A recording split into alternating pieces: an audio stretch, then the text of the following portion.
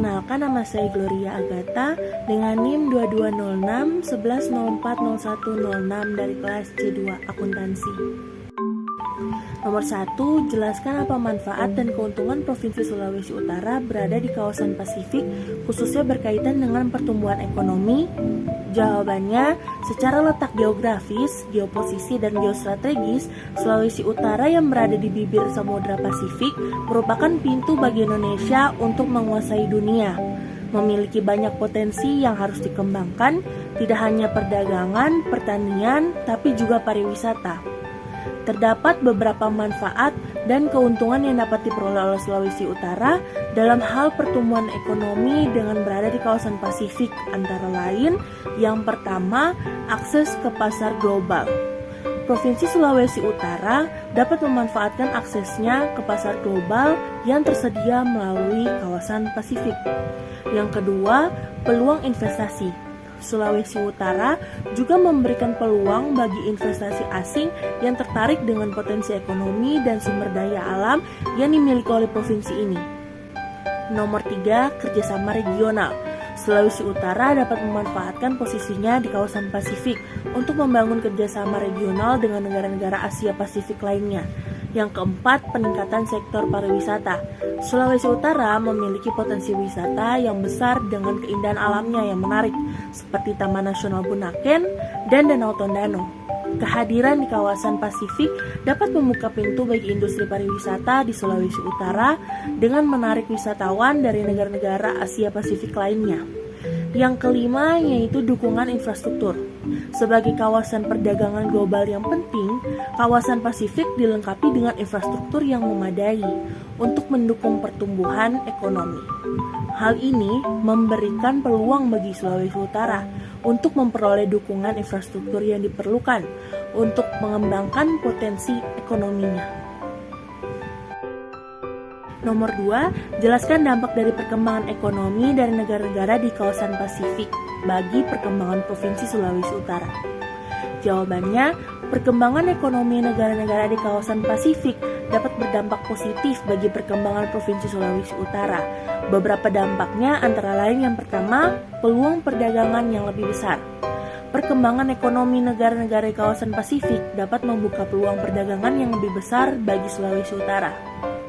Yang kedua, investasi asing. Perkembangan ekonomi negara-negara di kawasan Pasifik juga membuka peluang bagi investasi asing yang ingin masuk ke Sulawesi Utara.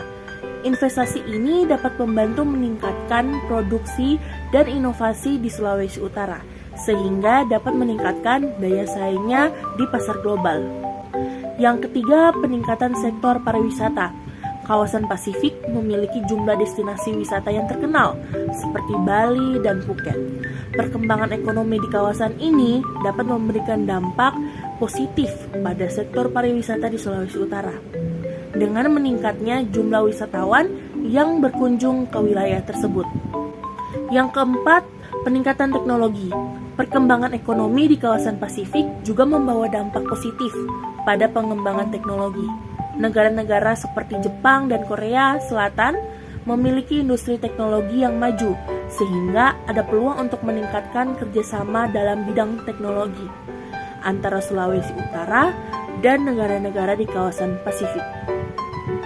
Yang kelima, dukungan infrastruktur. Kawasan Pasifik juga dilengkapi dengan infrastruktur yang memadai untuk mendukung pertumbuhan ekonomi. Hal ini dapat memberikan peluang bagi Sulawesi Utara untuk memperoleh dukungan infrastruktur yang diperlukan untuk mengembangkan potensi ekonominya.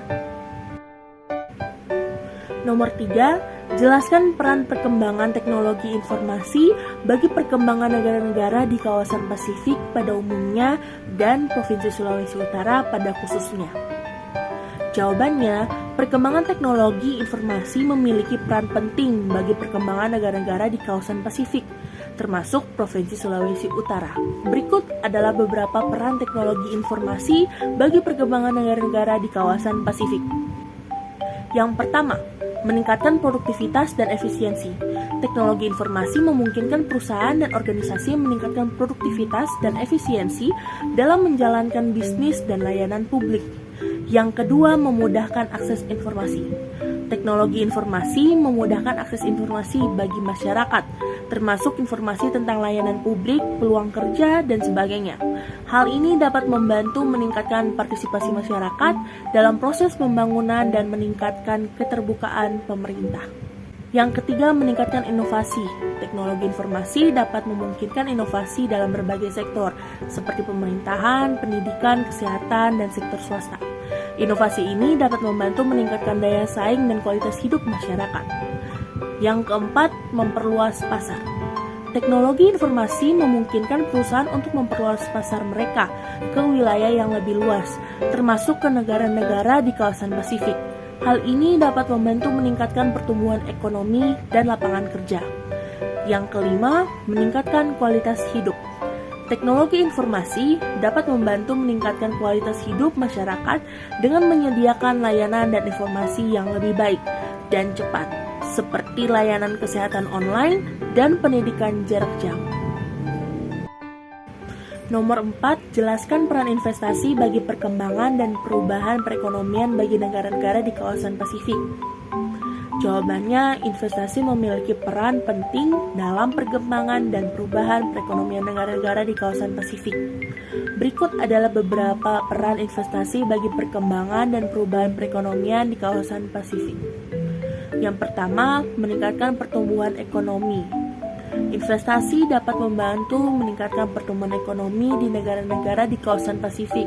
Investasi dapat meningkatkan produksi, menciptakan lapangan kerja baru, serta meningkatkan daya saing dan produktivitas sektor tertentu. Nomor 2, meningkatkan perdagangan. Investasi dapat membantu memperluas jaringan perdagangan antar negara di kawasan Pasifik. Hal ini dapat membuka peluang baru bagi ekspor dan impor barang dan jasa, serta meningkatkan ketergantungan antara negara-negara di kawasan Pasifik. Yang ketiga, meningkatkan akses teknologi dan inovasi.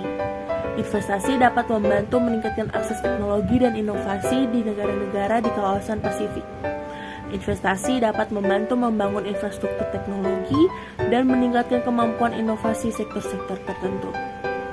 Yang keempat, meningkatkan keterbukaan pasar. Investasi dapat membantu meningkatkan keterbukaan pasar di negara-negara di kawasan Pasifik. Hal ini dapat membuka peluang baru bagi investasi asing, serta meningkatkan persaingan dan efisiensi sektor-sektor tertentu. Yang kelima, meningkatkan kesejahteraan masyarakat. Investasi dapat membantu meningkatkan kesejahteraan masyarakat di negara-negara di kawasan Pasifik. Investasi dapat menciptakan lapangan kerja baru, meningkatkan produksi, serta meningkatkan akses terhadap barang dan jasa yang lebih murah dan berkualitas. Dalam konteks negara-negara di kawasan Pasifik, investasi asing memiliki peran yang sangat penting.